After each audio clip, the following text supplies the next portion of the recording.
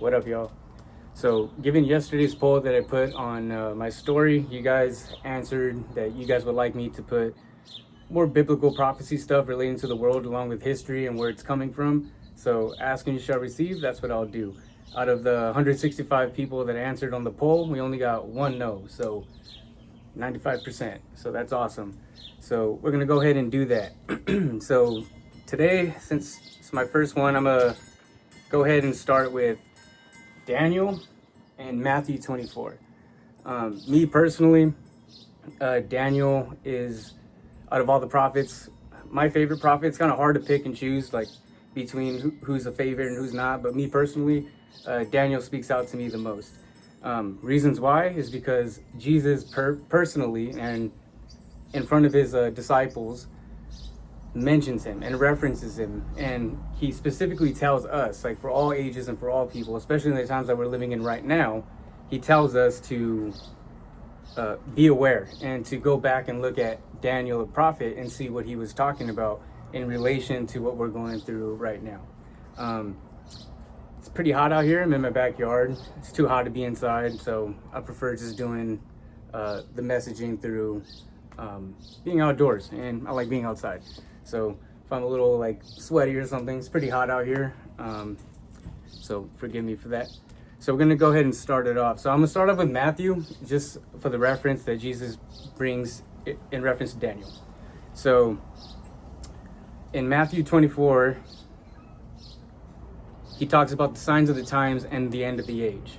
And it starts off with the disciples, and they're on the Mount of Olives. So it reads, "Now as he sat on the Mount of Olives, the disciples came to him privately, saying, 'Master, tell us when these things will be, and what will be the signs of your coming and the end of the age?' And Jesus answered them and said to them, 'Take heed that no one deceives you, for many will come in my name, saying that I am the Christ, and will deceive many. And you will hear of wars and rumors of wars, and see that you are not troubled. For these things must come to pass. For all these things must come to pass, but the end is not yet. For nation will rise against nation, and kingdom against kingdom. And there will be famines, pestilences, earthquakes in various places. All of these are the beginning of sorrows. And they will deliver you up for tribulation and kill you. And you will be hated by all nations for my name's sake. And then many will be offended and will betray one another and will hate one another. Then many false prophets will rise up and deceive many. And because lawlessness will be abound, the love of many will grow cold. But he who endures to the end shall be saved. And this gospel of the kingdom will be preached in all of the world as a witness to all nations, and then the end will come. Therefore, when you see the abomination of desolation spoken by Daniel the prophet standing in the holy place, whoever reads, let him understand. Then let those who are in Judea flee to the mountains.'" Now I'm going to stop right there. Jesus continues to go on and give us a lot more information. But I'm going to stop right there in respect to what we're talking about today. So first and foremost, I want to break down.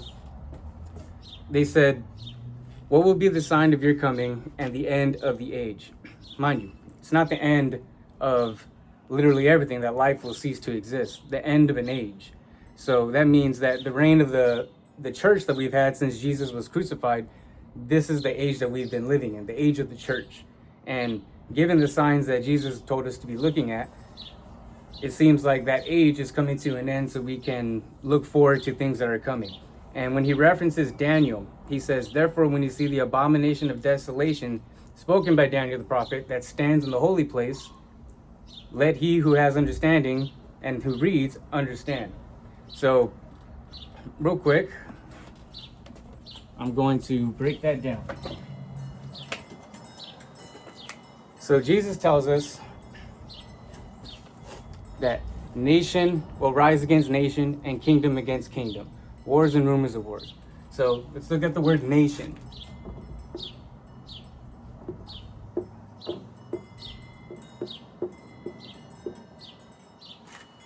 My writing sucks. I got in a car accident, so I kind of shake when I write. Working on it, but I'm gonna explain it to you. I personally like to write things down just so I could break it down and walk through it with you guys. So let's break down the word nation. Nation is derived from Latin.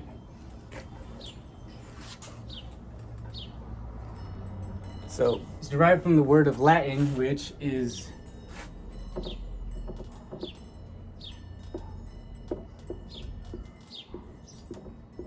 nasci, which means to be born from. And we must remember that the New Testament was written in Greek. So when we break that down in Greek, we got to look at where we get nasci from. So the Greek word for nation is the word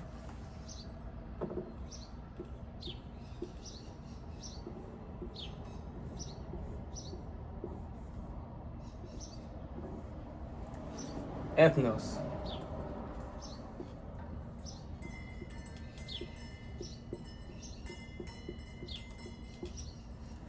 Ethnos. Ethnos is where we get the origin of the word ethnic.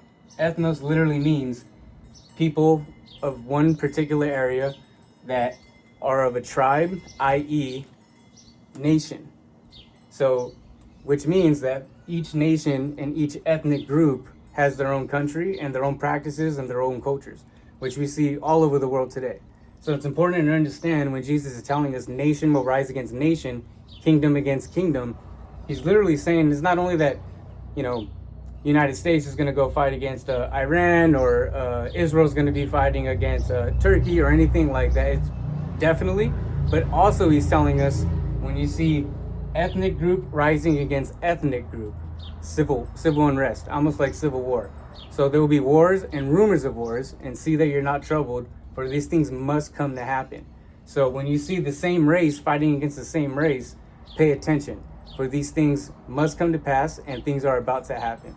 So that's where we get the breakdown of the word nation and what exactly Jesus is talking about. Because there have always been wars, rumors of wars, all throughout human history.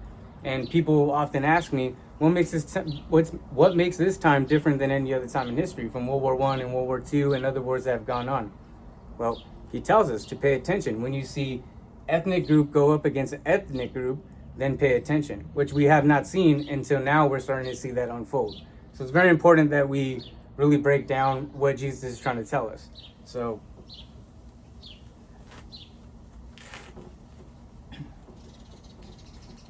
with that being said, we have Daniel, and we saw that he was referenced through Matthew by Jesus Christ. So he says, when you see the abomination of desolation standing in the holy place, let he who reads understand. What does that mean, the abomination of desolation? So Daniel 9:27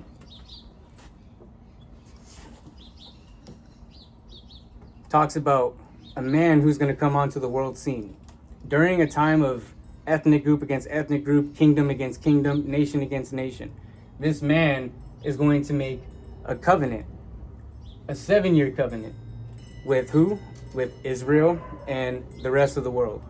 So it's very important that we pay attention to what exactly Jesus was talking about, what we're referencing to Daniel.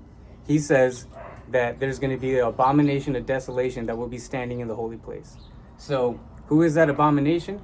The Antichrist. What will he be doing? Making agreements. So oftentimes we think of like the Antichrist or the devil, an evil looking thing, or someone who's just pure evil, has bad intentions. Obviously he does. But however, the Bible makes it very clear, from Daniel to the gospel all the way to the book of Revelation written by John, that this form of evil that is coming to the world, that is going to make everybody come to this agreement between Israel and the rest of the world, this side of evil is often called the beautiful side of evil. It's not going to come looking like an evil person. It's not going to come slandering religion. It's not going to come making you do things that you don't want to do at first. But he tells us that when you see this person standing in the holy place, pay attention. What is the holy place? It says that it's going to be standing in the holy place, which is Jerusalem.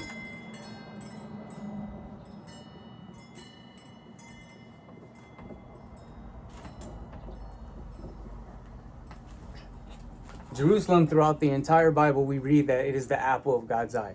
Specifically, the holy place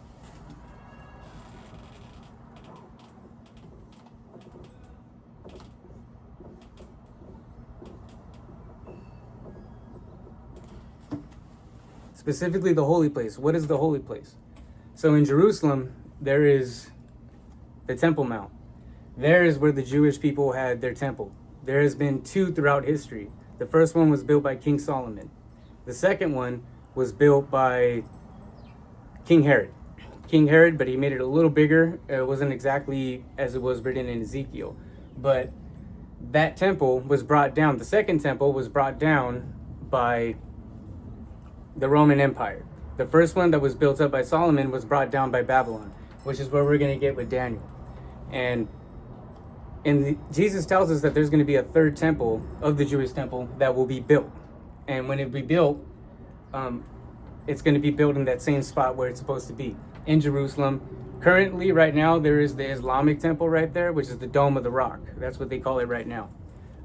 It's unclear if that's going to get torn down and then they're going to erect the Jewish temple, or if the Antichrist is going to come in and establish some sort of agreement where it will be two of the temples sharing the same location. We don't know. But that's the big tug of war that's been going on for thousands of years. The Muslims believe that Jerusalem is their eternal capital. The Jews believe that Jerusalem is their eternal capital. So that's what the whole war and the whole conflict has always been about. It's always been about religion. It's not about politics. It's about literally this one thing and this one thing only. And so God tells us that he's going to stand in the Holy of Holies. Now, the Holy of Holies has been around since like the tabernacle. In the book of Exodus and obviously Leviticus, God gives the Israelites through Moses instructions on how to build the tabernacle. And in this tabernacle, you would have like the Ark of the Covenant and other particular devices and other things that would happen, like the menorah, the oils, the fragrances, the sacrifices, very specific rules that needed to be followed in order for God to come down and meet with them and give them the laws and be among his people. So God tells us that in the end, there's going to be a third temple that's going to be built. In this third temple, this man, the abomination of desolation, will stand in the holy place. Inside right now, the Dome of the Rock, that's why they call it the Dome of the Rock. Inside there is a rock. It is believed that that is where Abraham was going to sacrifice Isaac. And a lot of many holy promises and sacred things have happened at that very location in both Islam and in the Bible. So there, when the temple was built by Solomon and by Herod, God would come down in a fiery tornado and he would meet with the Israelites and for the rest of the world, so he could share his words, so that way they could share it to the rest of the world. Remember, the house of Israel is for the house of all nations and all peoples who accept the Lord. So this man is going to come out and he's going to stand in the holiest place. No one is allowed to go in there. Even right now, if you would go to Jerusalem and try to go in there, the Islamic people will not let you in there. It's a holy place. Even for them, even for us, it's a holy place. This man is going to stand in that holy place and declare himself as God. Which brings me to Daniel. So Daniel is under the rule of King Nebuchadnezzar.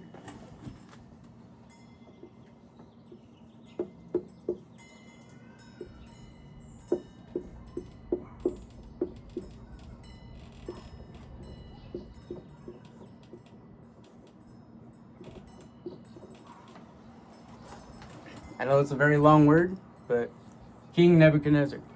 So in this book, it's very important that we understand this. Jesus tells us to really pay attention to what Daniel is seeing through this king, Nebuchadnezzar. Now, this king reminds me of exactly like Donald Trump. This king is not a good king. He's obsessed with himself. He's obsessed with this gold.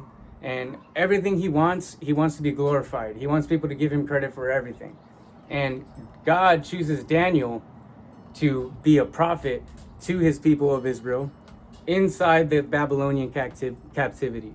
So Nebuchadnezzar took over Israel during the first siege of Israel. So King Nebuchadnezzar is the one who brought down the first temple of Solomon's temple. So it's very, very important that we understand Nebuchadnezzar. It's not the Nebuchadnezzar that some of you might know who are wine fanatics. And Nebuchadnezzar is a big bottle of wine that carries like 20 different wines in it. This is not that. This Nebuchadnezzar is the former king of Babylon. Reason why is this word, comes from Nabu. Nabu is an old ancient Babylonian god, a pagan god that they would worship for many things, and they would do a lot of sacrifices, human sacrifices, child sacrifices, the whole 9 yards. So Nabu means the god that they will worship, and Shadnezier, which means protect, and Zar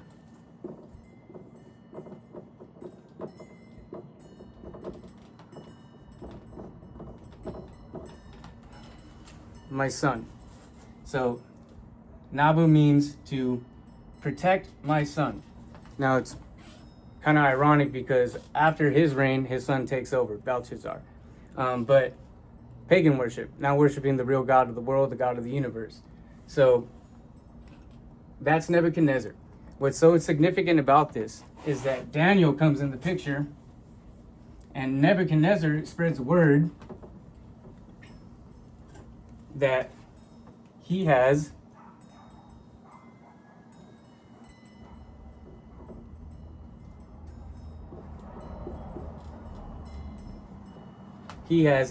a dream.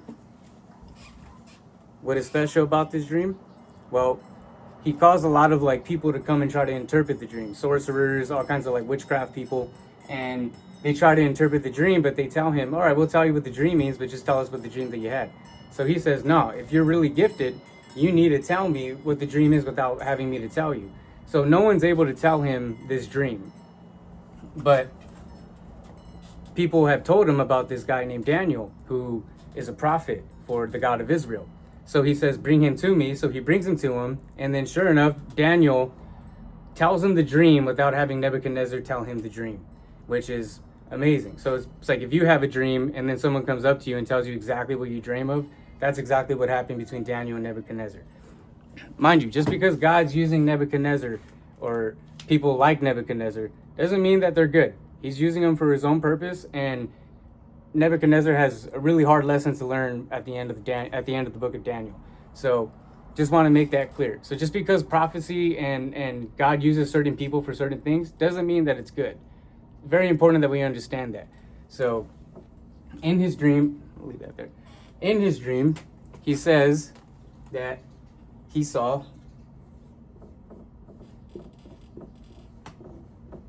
a statue. This statue is very important. In this statue, he sees, basically it's erected and it's made out of all the valuable metals on the earth. So this statue has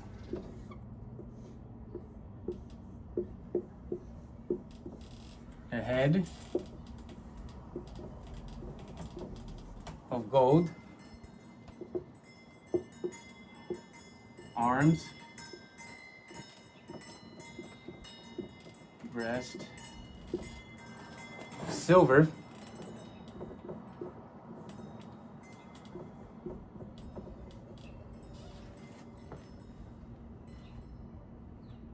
the legs, stomach,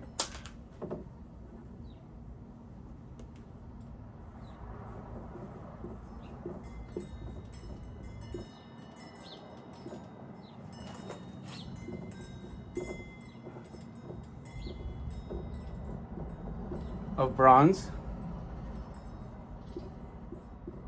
and the legs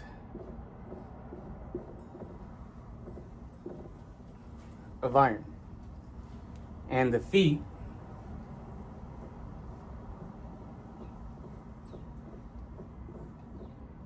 is a mixture of iron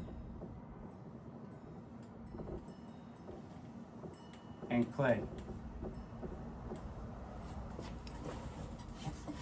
Like I said, I have terrible writing, but I'm gonna break it down for you guys.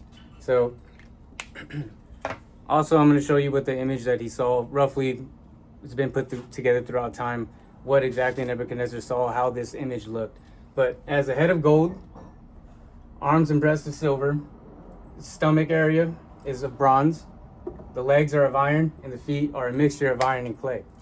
God tells Daniel and Daniel references it to Nebuchadnezzar that the statue that you saw had a head of gold.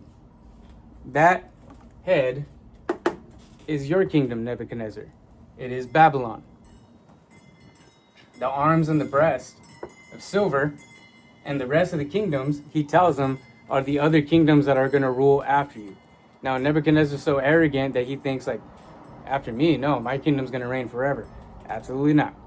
So, here we have Medo-Persia. The stomach of bronze is Greece. The legs of iron is the Roman Empire. And the feet is the last and final kingdom, which I believe that we're about to enter or looking to enter. It's a mixture of iron and clay.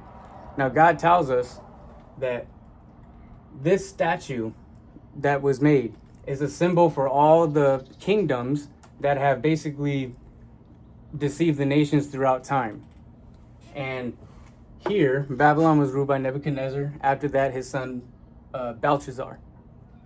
The arms and the breast of silver, that's Medo-Persia, which is first ruled by King Cyrus, and then after King Cyrus was King Darius. The stomach of bronze, that's the Greeks. We all know him as Alexander the Great. The legs of iron, the Caesars. Obviously, this is the longest kingdom today in human history that's ever existed in human history. So, the Roman Empire, 1,000 years of reigning, starting with Romulus, Augustus, Caesar.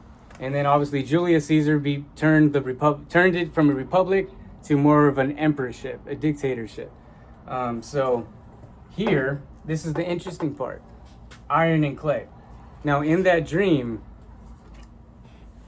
Daniel tells Nebuchadnezzar, you saw this statue made up of all these materials and very strong and very powerful. And then all of a sudden, as it was standing there, the statue was erected and standing there, you saw a rock coming down from heaven, and it struck this image at the feet. Why did it strike it at the feet? Because it's a mixture of iron and clay. Iron and clay do not mix. It has no strong foundation. So ultimately, God's telling us this is Satan.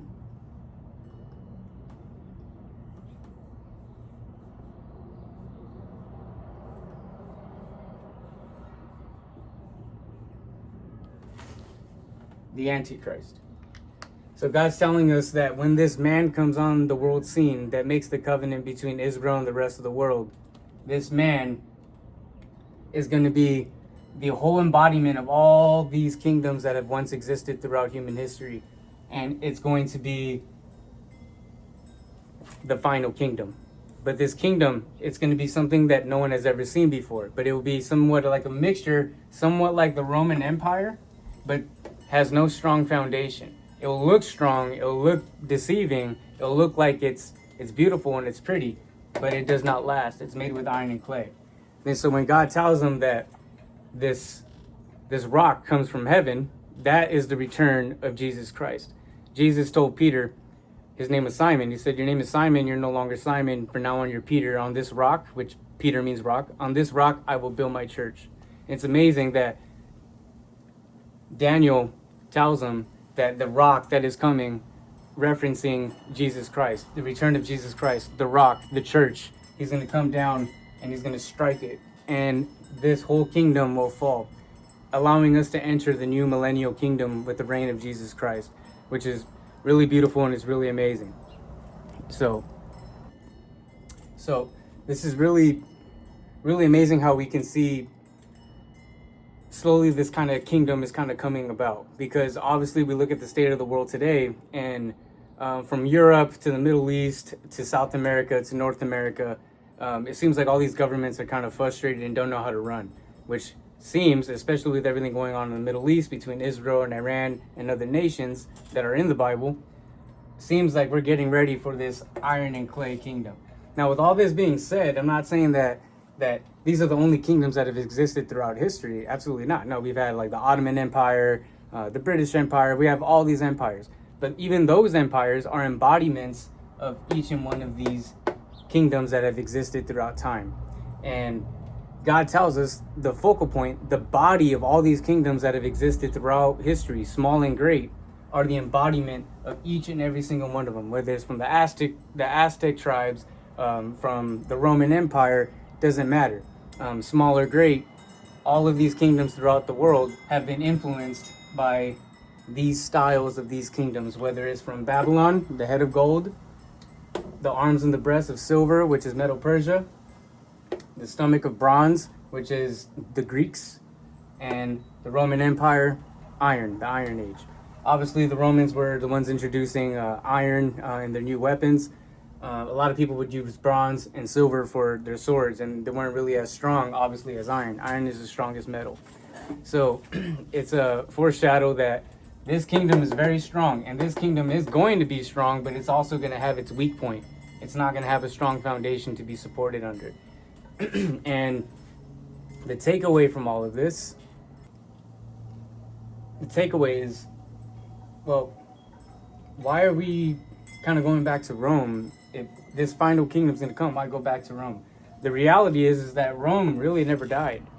To this day, we still use Roman numerals. Our Super Bowl, we have Roman numerals. If you go to our capital in Washington, D.C., whether you go to the White House or whether you go to, the state capitol of Congress, everything around there is Roman numerals. Obviously, we don't have that style of government, but we have the foundation of that government, which was a republic. So everything that we have been operating by, no matter what nation you live under, has been under this Iron Kingdom, a democracy, a republic. So this never died. So this is telling us that we're still going to have an essence of this Roman Empire concept of a republic, but it will be surrounded by one man that is going to come on the world scene. So that will be the clay, no strong foundation. So key takeaway, which I personally like to look at. So Babylon, these kingdoms started after the flood. So the pre-flood world was a completely different world. We wouldn't even recognize that type of world. Even when you read the book of Genesis, it's a completely different world. So we look at this kingdom that started after the flood. It's amazing because I told you, this is all a representation of Satan and his Antichrist. It started high in gold, and throughout history it starts to come down. It starts to die off. And gold is the most valuable thing that we have here on earth. So what's amazing is that you can see throughout time Satan is getting duller and duller and duller and duller. He started off high, gold, second kingdom, silver, still worth something, bronze, still worth something, but not as much as gold and silver. Then iron, it's the most common metal that we have on earth. Very important, very valuable, very strong, but very basic, very common. And clay, iron and clay. So it's amazing, just as Satan, Lucifer, as he fell from heaven, he was the most gorgeous, not angel. The Bible does not describe Satan, Lucifer, as an angel. So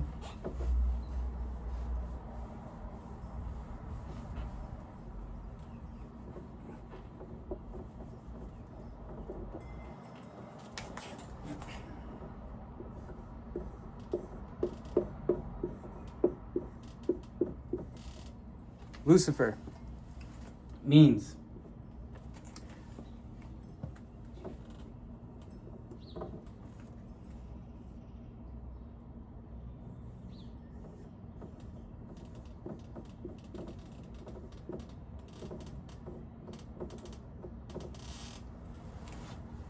morning star. And in Isaiah tells us that he is not an angel. He is something a lot higher than an angel. The Bible has different classes of angels. So you have regular angels, you have the regular messenger angels, then you have dominions, powers, principalities, and then you have creatures. So and obviously you have like the archangels like Michael, Gabriel, who work for the Lord and serve the Lord's purpose. But Isaiah tells us that Lucifer, before his fall, he was the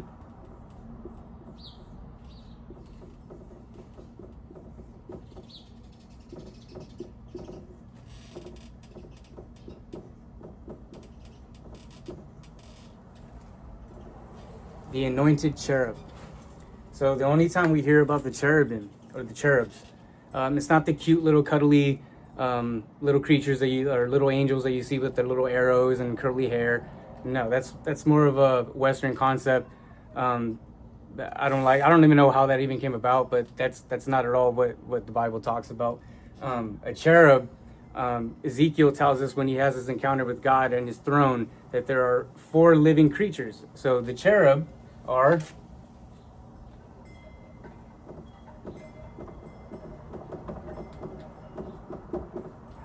creatures. If my spelling's off, it's hot. But creatures. They're described as creatures. So beings with 4 heads, 4 wings, and 2 of the wings cover the body because they're holy, and the other wings are to move. And they have 4 heads, one of a lion, one of an ox, one of a man, and one of an eagle. And their responsibility as cherubs is to carry the throne of God and protect his throne. Now, obviously, God doesn't need protection, but God gives a purpose and a will to everything and everyone that he has created.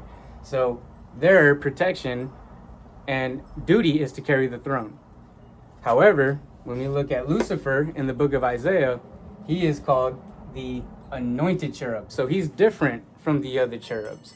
So it tells us what his job is in Isaiah. His job was the leader of worship, the most beautiful thing that's ever created. And he actually is made out of like 9 different valuable stones and materials that are not even really found here on Earth. Very rare to find these type of materials on Earth.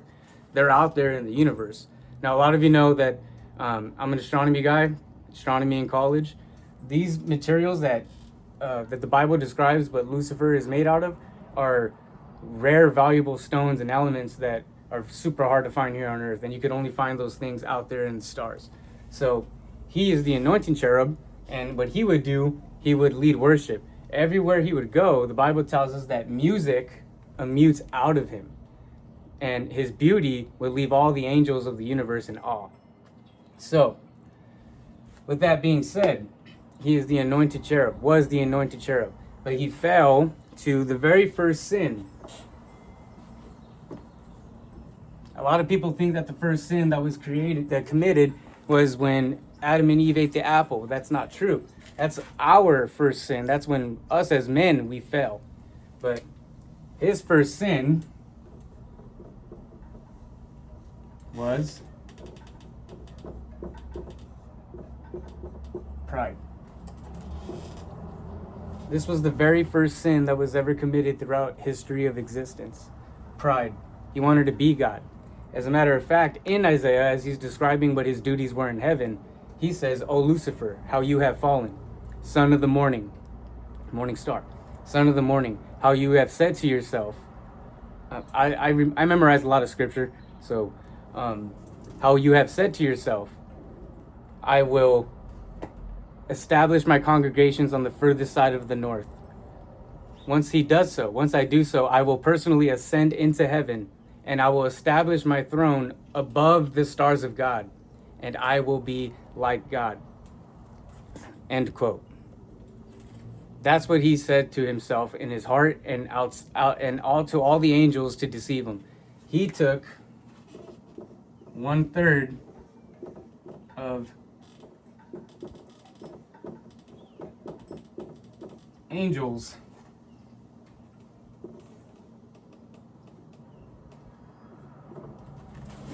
with him. And a lot of them believed him, and still to this day believe him. So we see that the first sin was pride. Took 1/3 of the angels with them. So, very important to understand the context. No one can be better than God or even like God. Even he knows that. If you listen to what I just said, and you can look it up in scripture, in Isaiah, he says, I will ascend my throne above the stars of God. Yes, he does say that. But then he says, I will be like God. He doesn't say, I'm going to be better than God, because even he knows he cannot be better than God. There is no such thing as better than God. Obviously, he's not going to ever do that. He's going to lose. And we know how it ends, with the rock coming down to strike down that final kingdom. So the takeaway from that is to see how all of this unpacked and how we can relate what Daniel was mentioning from Jesus, referencing Daniel, and from what Daniel was sharing with us from his dreams, as well as the rest of the prophets, like Isaiah. And right here, just to end it, because I'm on 36 minutes, didn't expect to go this long, but Daniel 9, 26 and 27. This is what we should be looking forward to in the coming few months, few years. Who knows? But we do have signs and we have seasons. So Daniel 9, 26 and 27 says, and after the 62 weeks, the Messiah shall be cut off, but not for himself, meaning the crucifixion. And the people of the prince who is to come, the Antichrist, shall destroy the city and the sanctuary, Jerusalem, the holy place. The end of it shall be with the flood, and till the end of the war. Desolations are determined. Then he, the Antichrist, shall confirm a covenant, an agreement, with many for 1 week. 1 week is 7 years in Bible prophecy. But in the middle of the week, he shall bring an end to the sacrifice and the offerings. So this man is going to allow the Jews to rebuild their temple in Jerusalem and allow them to do their sacrifices as they did in the Old Testament. And it says that in the middle of that agreement, so 7 years, in the middle of that, that's 3.5 years. So in the 3.5 year mark, he's going to betray them and he's going to put an end to their sacrifices. And on the wing of abomination shall be one who makes desolate. So he's going to destroy everything, even until the consummation, which is determined and is poured out on the desolate. So that's where I'm going to end it right there for today. This is my first time doing something like this. So I'm going to get a little more organized, but this is just to start off. I'm going to continue with that covenant and based on everything that we talked about. So my next time I do this, I will talk about the Daniel 9:26, 9:27 covenant, about what kind of agreement is going to be made. What are we looking at today in the world that's giving us insider about what's happening. But as far as everything that I shared with you today, the statue that Nebuchadnezzar saw in his dream that Daniel shared with him and told him what it meant, it means that we've seen all these kingdoms come and we've seen them go and we've seen them come and go. But now, given what we're seeing, especially that this Nebuchadnezzar king is exactly just like Donald Trump, ignorant, arrogant, murderer, and obsessed with himself and gold. Given the unrest in the United States and in the rest of the world, it's fairly confident to say that this Mr. Fix-It-All man, because the Antichrist comes in peace. You're not going to recognize who he is. That's why God says, let he who reads understand. The only people who are going to recognize him are the people who actually read and understand, which I'm trying to share with you. So people who are not really into God or don't believe in God at all, they're going to accept him. The Jews are going to accept him as the Messiah, because the Jews not all of the Jews accept Jesus Christ as the Messiah. But the Bible tells us that they're going to accept him. And in the middle of that 7-year agreement that he makes with the Jews and the rest of the world, he's going to break that agreement, and he's going to really show his true colors. If you thought Hitler was bad, or if you think the supreme leader of Iran is bad, if you think Donald Trump is bad, this man is going to appear to be a savior. Everyone's going to love him. And then in the middle of that, he's going to betray not only Israel and the Jews, but the rest of the world. And slowly we can see that coming to pass. So I'm going to go ahead and leave that there. I appreciate you guys wanting me to make these videos. Once again, I'm sorry for my writing. I'm going to make it better. I'm gonna get a little more organized, but this is just a start of what I feel we should be paying attention to, given everything going on. I think Daniel, if you're concerned about everything going on and what this means for the future, I think Daniel is a great reference to what we're heading to. And yeah, so I'll leave that there, and I'll see you guys on the next one. Next one, I'll cover more Daniel 9:27, as well as the book of Revelation. Or if you guys want me to cover anything else, let me know, and then I'll cover it as best as I can. I have read the Bible, not all of it in Greek, but I've read a good portion of it in Greek. Obviously, the Old Testament is written in Hebrew. I have read the first 5 books in Hebrew. Very hard, very, very hard to read, but I have, and just the first 5 books of the Bible. And in Greek, I have read most of the New Testament in Greek from its original translation. And once you do that, you could get a really good insight about like what exactly God is talking about, more specific. Now, I don't claim that I know everything. I just want to make that clear. I don't claim that I know everything. I'm just very passionate about this type of work and what I've studied. I personally have gone to some of these nations because not only that I just want to be here reading, I want to actually have a physical, geographical understanding about what God is telling us about. So obviously this is before my injuries when I've been to these countries, but I have seen these countries and I have taken tours of the ancient sites about where all these events have taken place and what are about to take place. So I really wanted to get a really good understanding of a geographic point and as well as the spiritual point of what are we heading into? What does it mean? So yeah, so thank you guys. I'm gonna leave that there, and I'll see you guys on the next one.